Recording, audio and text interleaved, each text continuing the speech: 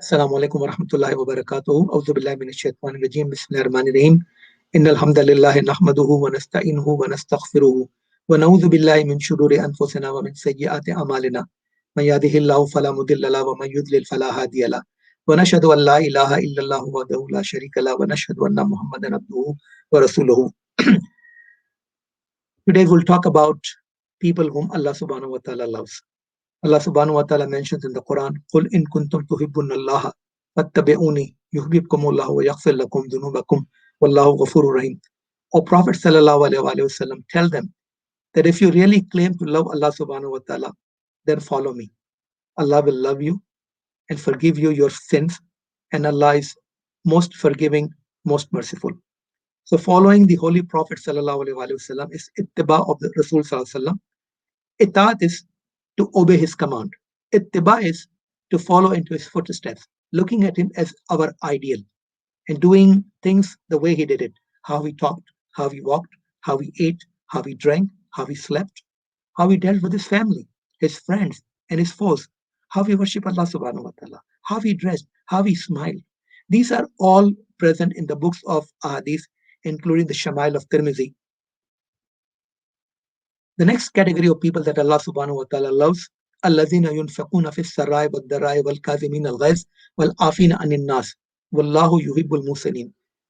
That Allah subhanahu wa ta'ala loves people who spend in Allah's path, whether they are having luxury, they are living a life of luxury, or even when they are themselves needy, who control their anger while they have the ability to punish somebody, and who forgive people. Those are the people that Allah loves, and they are the muhsinin. This excellence in worshipping Allah subhanahu wa ta'ala, excellence in behavior towards our parents, excellent behavior towards family, friends, colleagues, workers, anybody.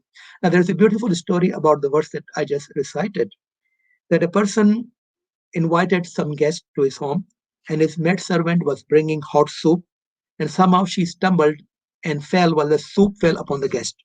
You can imagine the anger that would be on the face of the host.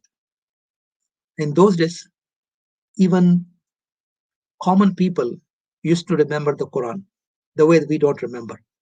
When this maid servant saw the signs of anger in the face of her employer, she said, Wal Kazibin al Ghais.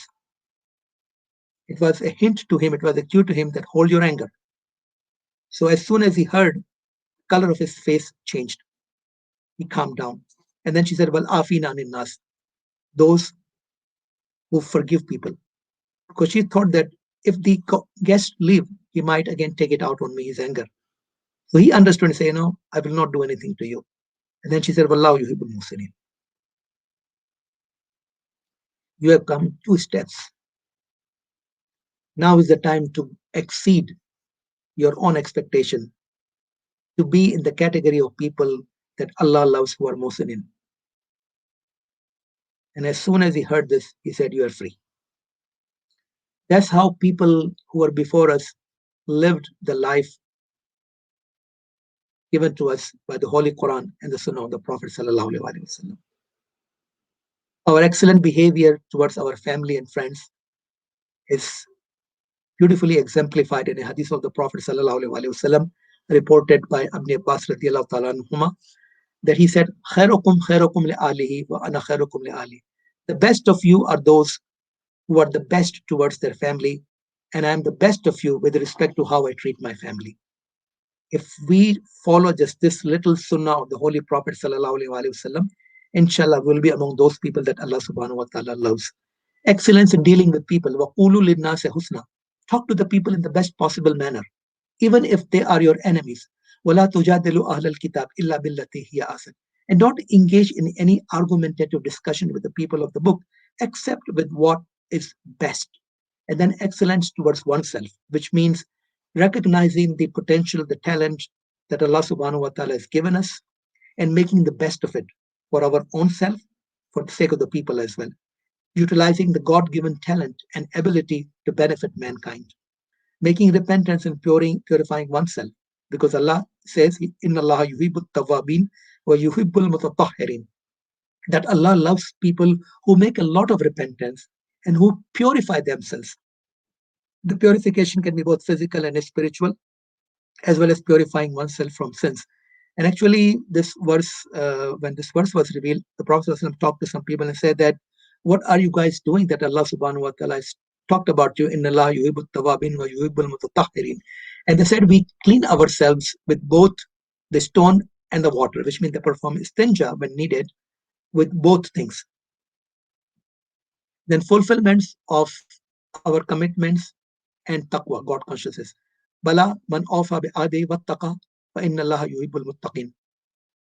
Nay, whoever fulfills his commitments and remains God conscious, then Allah loves the people who are always conscious of Him, who fear disobeying Him.